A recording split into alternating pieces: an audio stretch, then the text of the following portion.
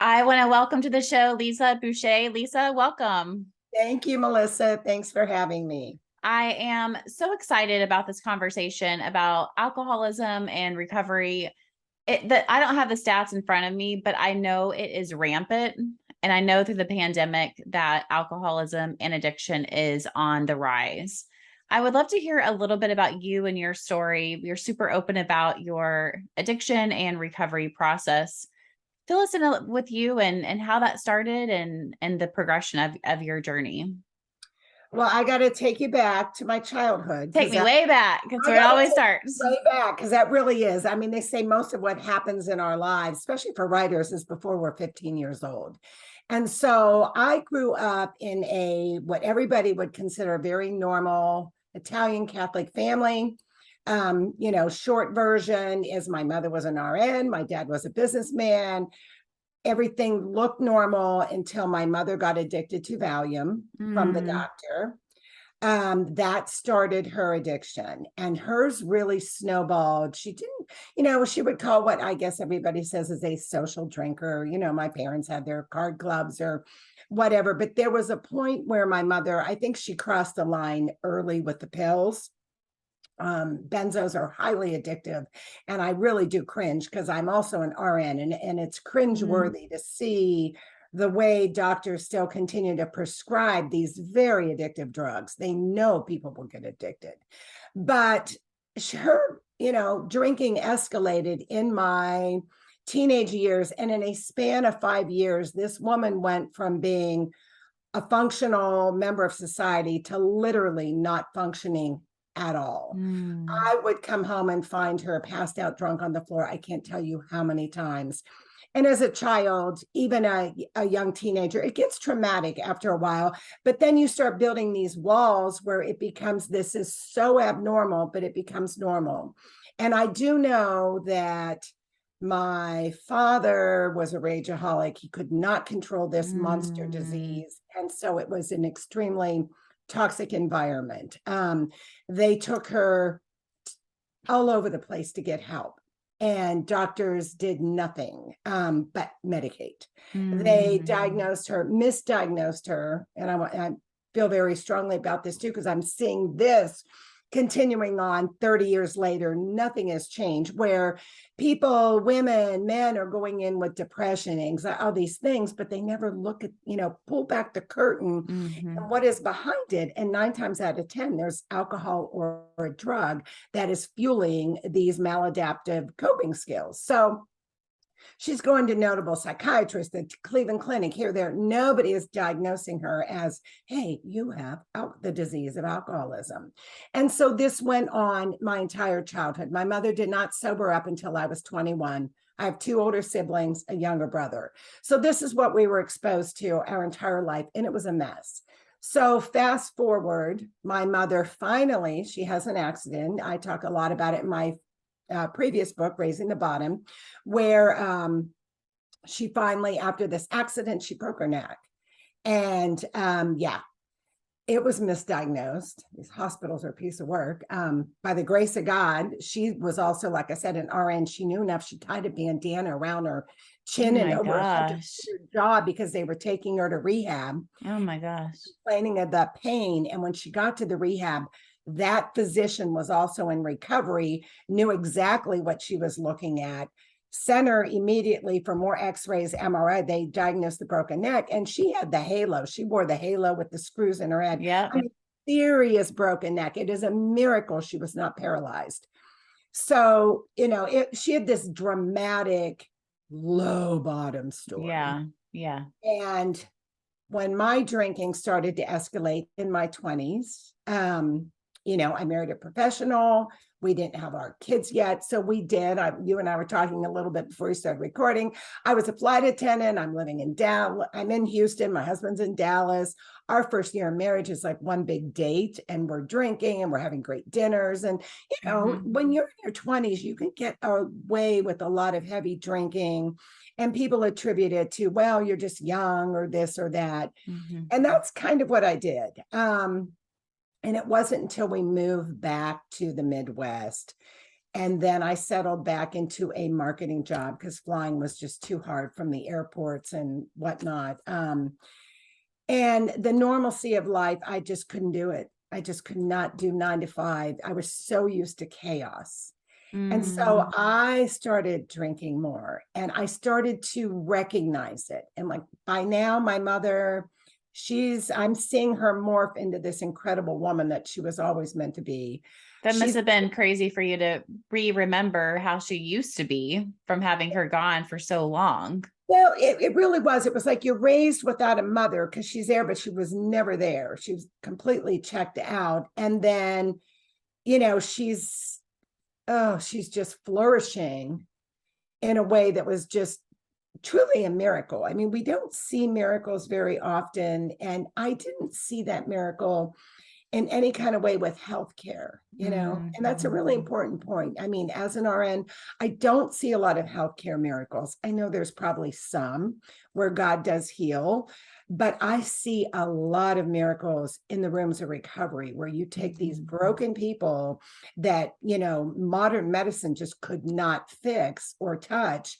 And through their spiritual awakening and their journey of working a recovery program, they just blossom. It's just truly incredible. So that was happening to her. She's starting to chirp in my ear a little bit that, you think you're drinking. And one of the examples she used is when we were in Dallas and she's hearing the beer cans pop and I'm on the balcony painting my fingernails at 10 in the morning. And she found that extremely alarming that, you're drinking at 10 in the morning. And I always justified that I was never a morning drinker. But then maybe I did. I've always been an early riser. So, if you get up at 5 and you're up for 5 hours, it never seemed like morning, but that's abnormal.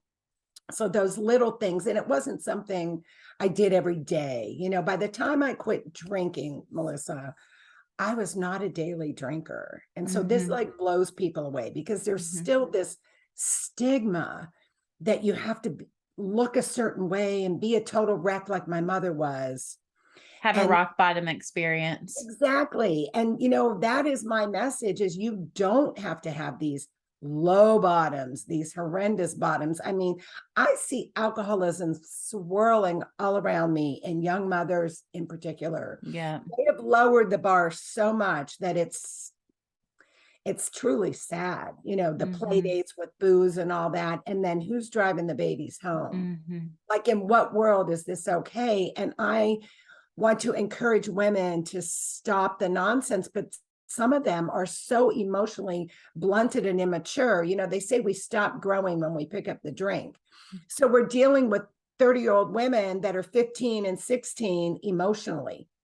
And they can't stand up to their friends, and that was the one gift of sobriety. I raised twin boys that went on to be Division I football players. They both graduated school. They've got their degrees. They've gone on. I was a way different parent because I didn't care. I really didn't care what people thought of me. I didn't care about the decisions I made. I was looking out for my kids, and that was it. And so if people didn't like me or didn't want me to be their friend anymore, that was fine too. And there was a point where I did stop getting invited to, and I was fine with that. I mean, that's when I started writing and I found other things to do that were productive besides sitting around complaining about my life and sloshing back, the wine coolers. So, as I'm back to like, again, in my late 20s and I'm that little voice, if your little voice is talking to you, believe it.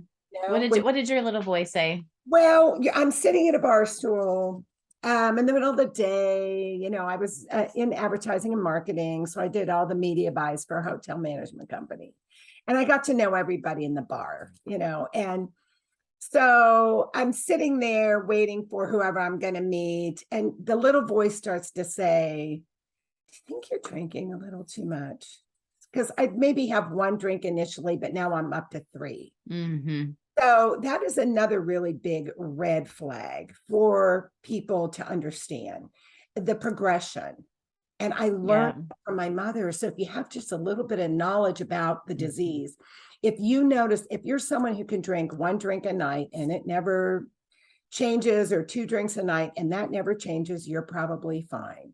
But if you started out with 1 or 2 and now you're drinking the whole bottle of wine by yourself, or you're drinking whatever, that is a progression. And that is a very early symptom that your body's craving more. You're losing your ability to turn it off. Mhm. I mean, if you don't have an off button, you have a problem. Mhm. And so I just knew enough to be dangerous in my head Mhm. about the disease, because my mother's sharing all this news that she's learning, and she's so excited that there's nothing mentally wrong with her, and she never took another pill other than blood pressure the rest of her life. No antidepressants, none of these heavy duty psych meds they had her on. It was disgraceful.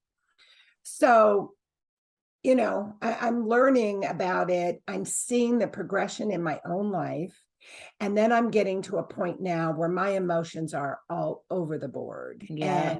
And, I still operate a little bit maybe in the black and white. And I've tried to be okay more in the gray. I mean, I do tend to, things, they either are or they're not. You're either going to do what you said you're going to do, or you're not. There is a certain there, and maybe just getting where I just don't take crap anymore. I'm just done with it. I don't care. So there's a freedom in not caring what people think of me. I'm just going to do me. And that I love about the whole recovery process. It's just scared of opinions anymore. Did you do like AA or a recovery group, or what was your process? There was, what really kind of hit me was one day when I was pulling on the door and it's 10 o'clock in the morning, and I'm looking at my watch and I'm thinking it's noon, and had left work. And that's when I realized, okay, this is bad. And I knew I needed to quit, but I didn't quit for 2 more years. So finally, I think it was just a lot of that, what I was talking about, this emotional ability up and down. And I just thought, this isn't me. I don't like this person. This isn't who I want to be. And I called my mom and I said, I think I need to come home. And so I went home I was going to stay about 10 days. I lasted a week, and, she got all her women friends together and they chirped in my ear for that week. And I felt very nurtured and loved. And I came back to Dayton.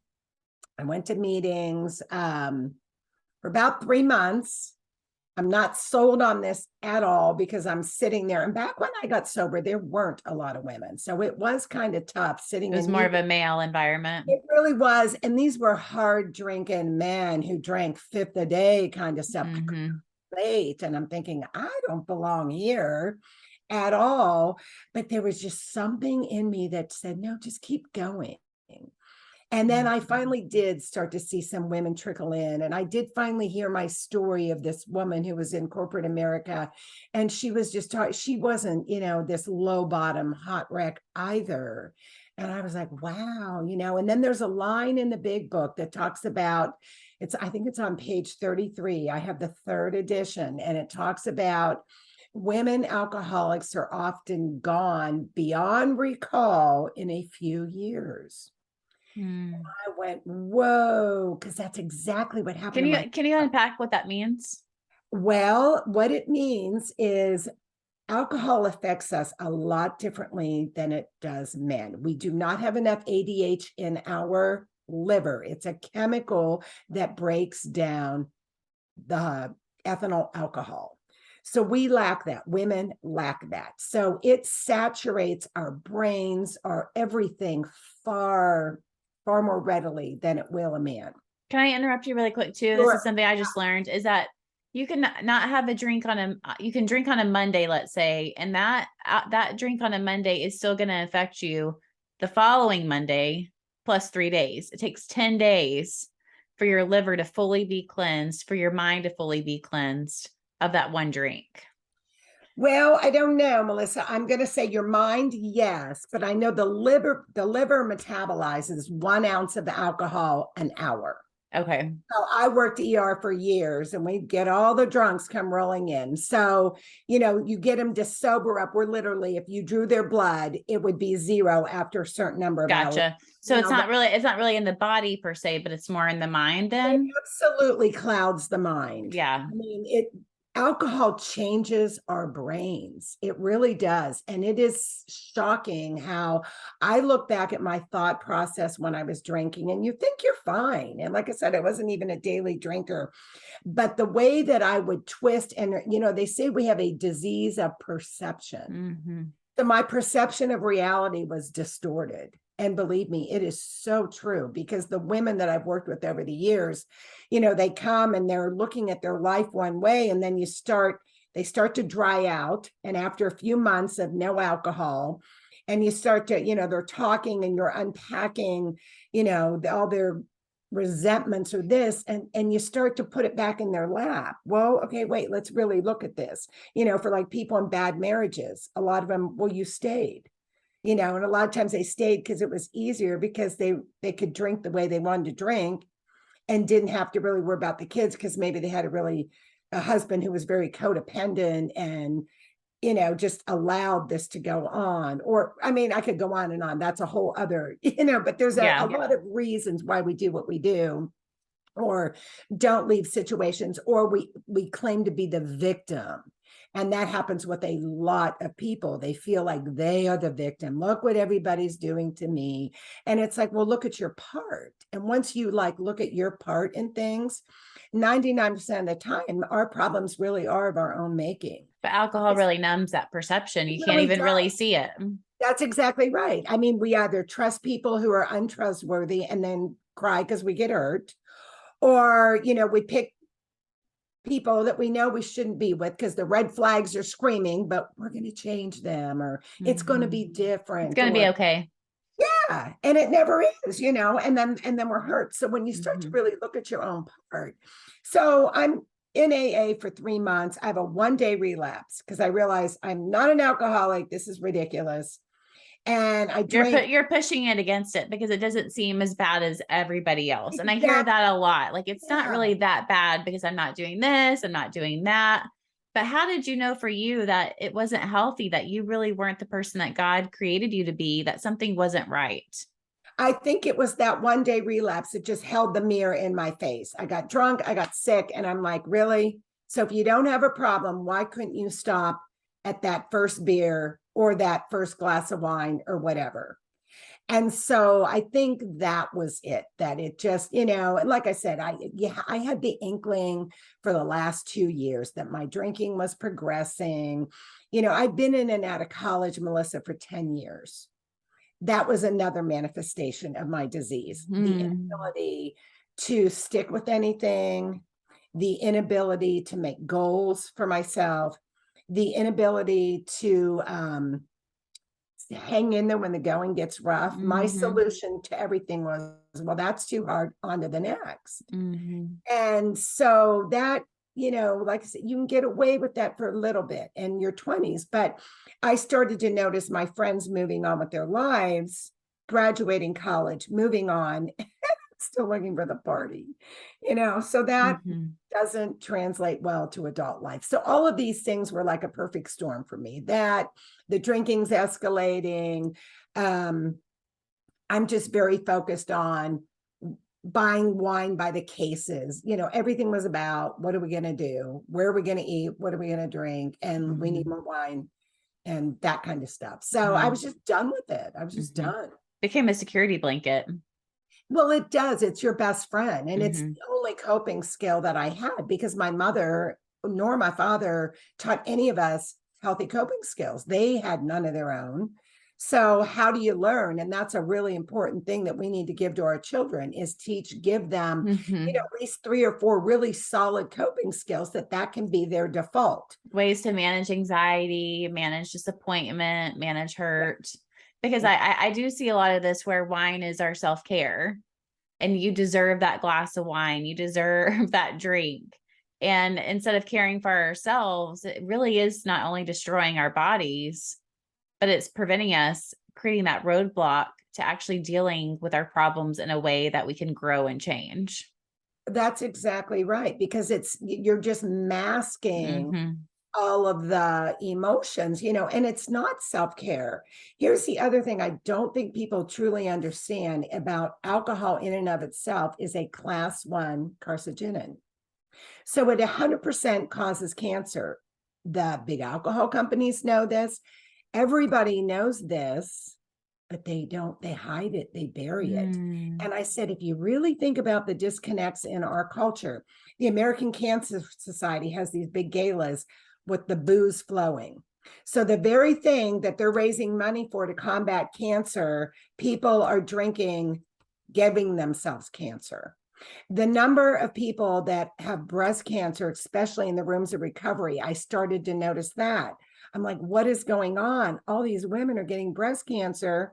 And it dawned on me when I started researching for Raising the Bottom. I'm like, well, my God, because the alcohol is a carcinogen and it's causing cancer.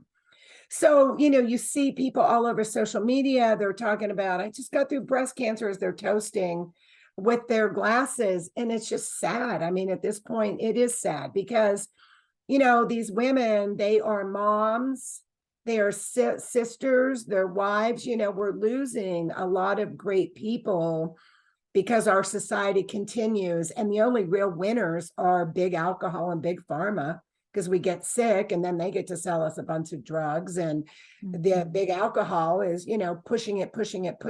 It's just, we can take our power back and really start looking, like I said, peel back the curtain and look at the truth of what is really behind all that. So for you, you had that 1-day relapse. Are you still a part of AA, or what does your recovery journey look like today? Yeah, I still kind of do all the basics that Good I for did. you. But yeah, I've been sober 33 years. So Love it. go to Yay. meetings. I still work with, a lot of women that need help. Are you a And sponsor then, or? I sure am. I do it all. I do exactly what I did early on because I kind of look at it this way. It worked for me. So why am I going to mess up my recipe? And my little sweet spot that has worked for me for 33 years is about 3 meetings a week. Early on, I went every day, sometimes because I didn't know what else to do with myself. You needed it. You needed that extra support.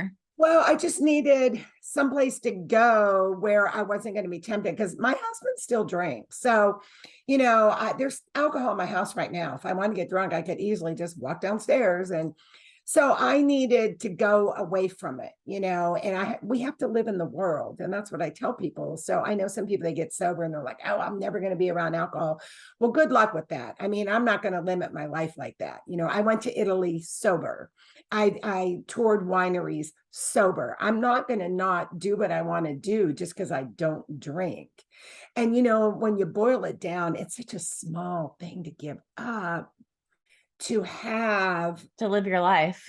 Yeah. And, I think of this too, Melissa, look at the brilliance that's being lost in the world from the number of people sitting in bar stools. I mean, really, I look at the women that I work with and myself, we find our gift, whether it be painting, writing, volunteering, whatever. I mean, it seems they find their gift and then they go do that and they make a lot of lives far richer, and the world is a richer place because of them. But that is all snuffed out when your whole life revolves around go to work, raise your kids, go to the party, drink. I mean, it's kind of sad. It's extremely sad. Yeah. A lot of lost potential and a lot of people not living the life that God has created them to live. Right. You write in your new book, Pray, Trust, Ride. You have a chapter in there all about control and letting go of control.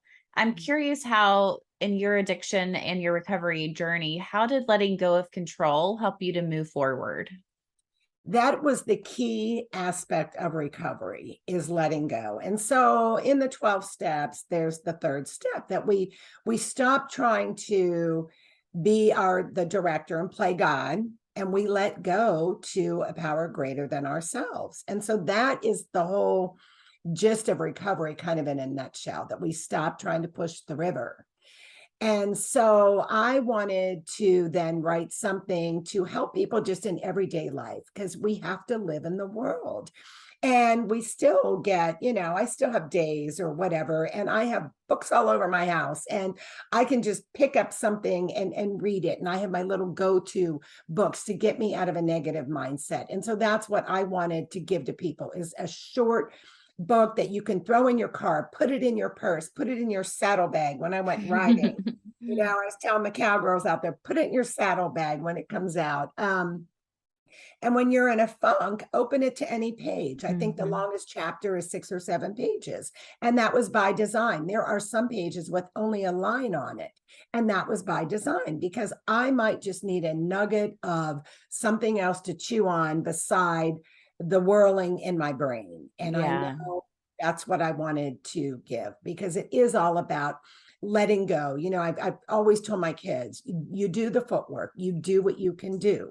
There's always something, if you're working hard and you're doing what you can do, but at some point we have to let go. I mean, we can't manage or micromanage people's reactions. And I see people doing that a lot. They want to control how someone is going to react, what they're going to say, or what they're going to do.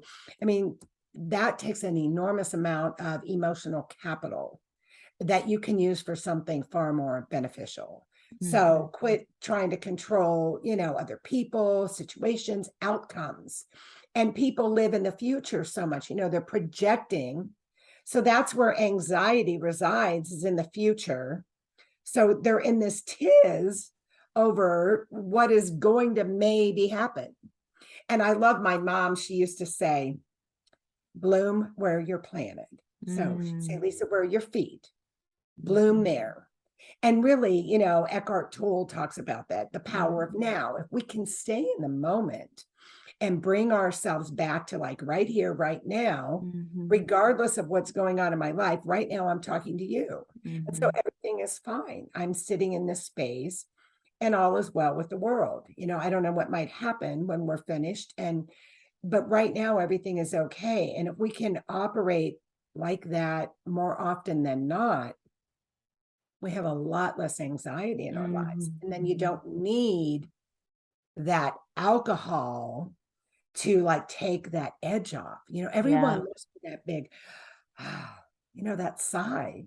And sometimes I see my husband get that, and it kind of ticks me off a little bit that I don't get to have that. But then I got to play the tape forward. For me, it's not going to stop with 1 or 2. I'm going to want more. And maybe that wouldn't happen right away, but I think it would probably happen quickly, because they say our disease marches on. Even if we're not drinking, the disease continues to march on. So I would probably pick up at a very serious place, I would imagine. I don't know. I don't want to do that. I love being sober. I love knowing what I'm saying, what I'm doing. If I talk about control, we can't control out there. The only person we can control is ourselves. And being sober helps you to control here, or accept what's going on here. Right. If you think about it, it's rather insane to be a control freak and then drink and get out of control. Yeah. Right? Does that even make sense? Because you lose. We need a break from it, because it's so that we hold the reins so tight. Right. That we need a break from it. And I think alcohol is like a quick switch to turn off, because I think at the end of the day, the human condition doesn't want full control, but we do want full control. It's that push pull of who we are as people and how God designed us to fully trust in him and rely on him. But we don't want to do that, but yet we get tired of being our own God at the same time.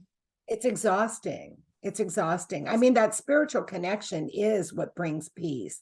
Nature has been huge for me. And that's why I trust ride, with going on the cattle drives and being out in nature. I find a lot of solace in that. And I also find there's so many things in nature that are uncontrollable. You don't know what's going to happen, but also the precision of nature I find fascinating. Me too. Flowers know when to wake up. They know when to go to sleep. There's no competition in nature. The daisy's happy to be a daisy, and the amaryllis is happy to be an amaryllis. There's no And comparison. exactly, they're not competing to be different. They're happy being who God created them to be. And just looking at that kind of stuff. And another thing with nature is there are phytosigns, it's called, in leaves. It's a natural chemical. And I know in Japan, the Shinrin Yoku, I think it's called, that it's forest bathing, and they literally write prescriptions. Like our doctors here write prescriptions for antidepressants.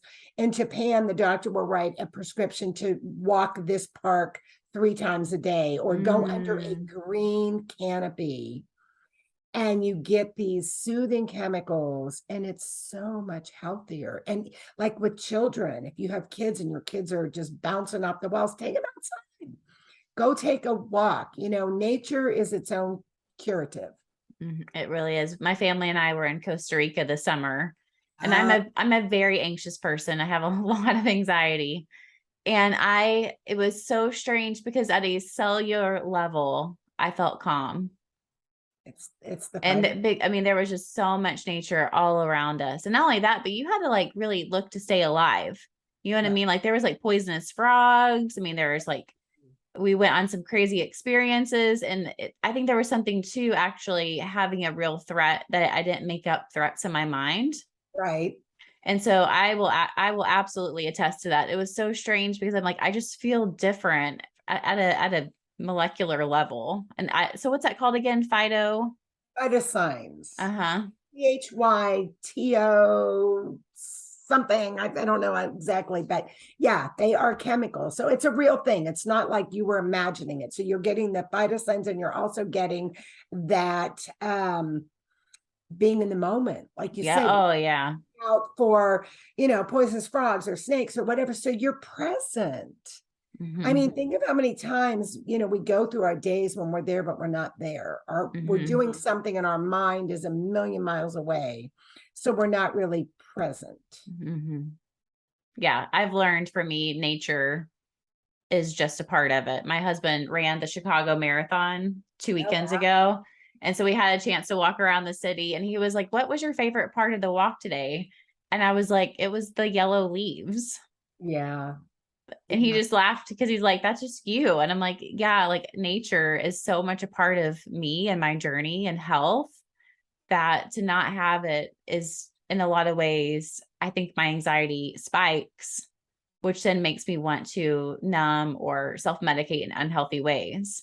And so I think the more we're honest about our own needs and wants and the way God made us individually, I don't know. What do you think, Lisa? Like just acknowledging our own needs and being vulnerable and being willing to meet those needs in a healthy way.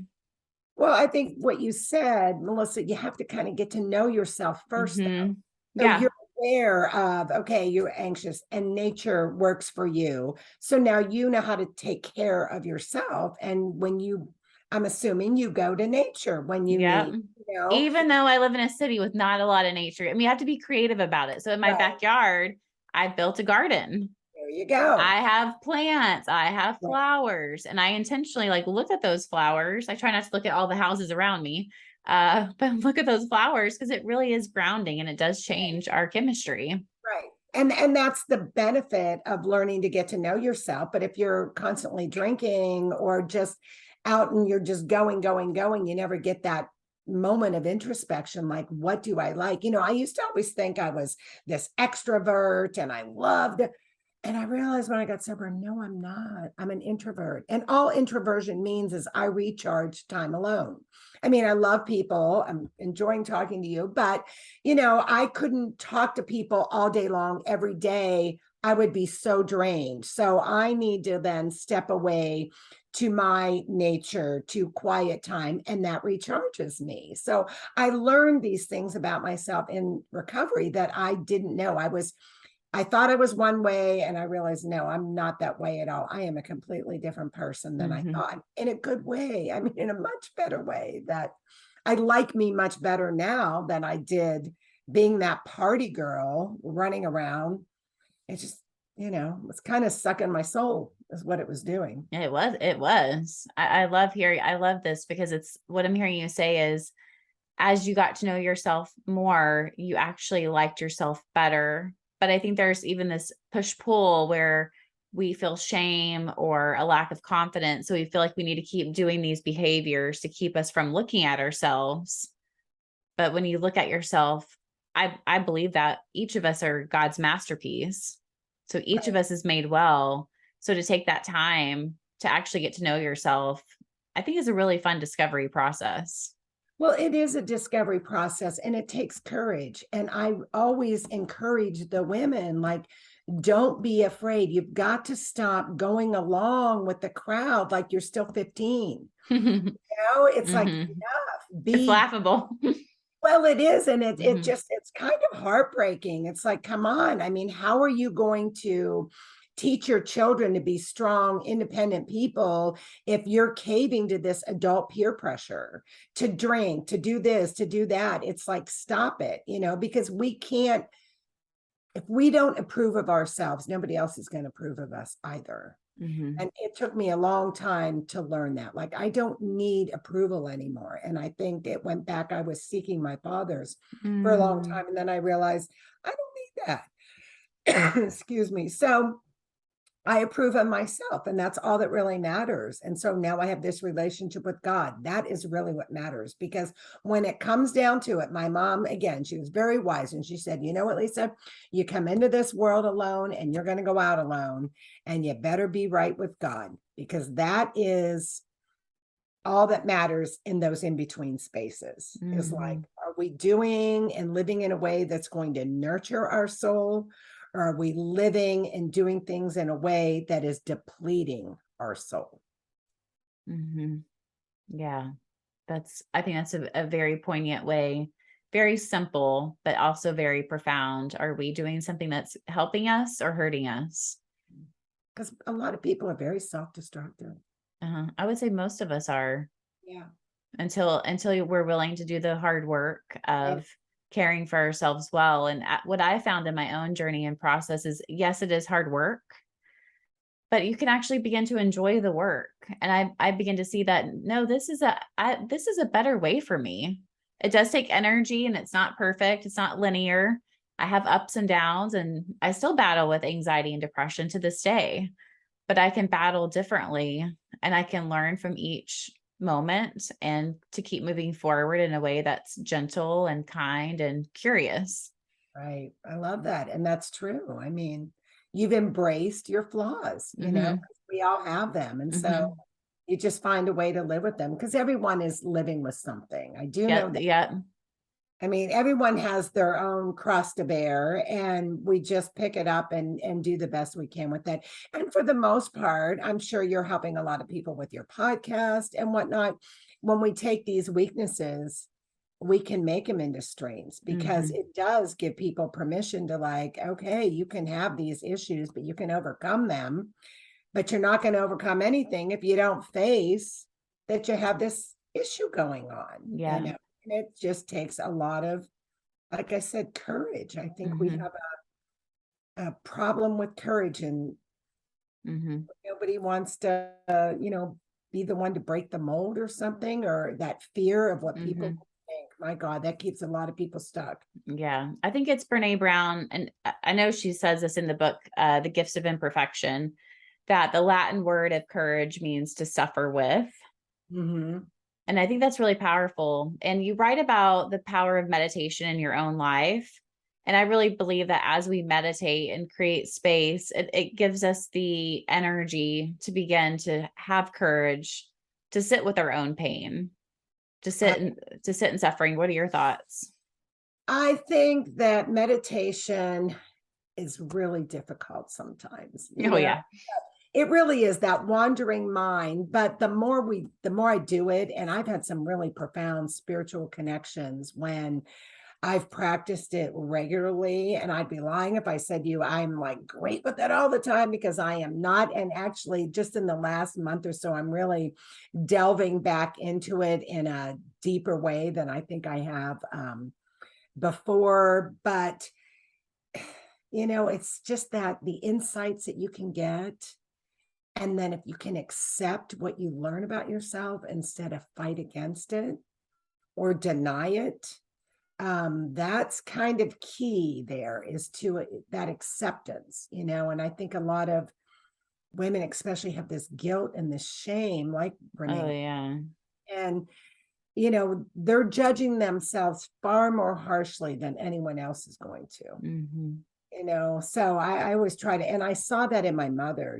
She died with 30 years of great sobriety, but I don't think she ever really forgave herself for being this, Hmm. not the best mother. She was more like a friend, like completely inappropriate. Well, like we used to laugh about some of this stuff, that like, Mom, I can't believe you let us do this. But her brain was hijacked between the benzos and the Hmm. alcohol. Her common sense and her good judgment was completely out the window. So we were all just really running amok. It was rather crazy. It really was, because my dad traveled a lot. He didn't want to probably deal with it. So we're all just running amok, and some of the wild stories that were going on. I mean, and sometimes, we look back and we laugh because it's funny, but then some of it is like, oh man, like, you need an adult in the home when there's 4 kids.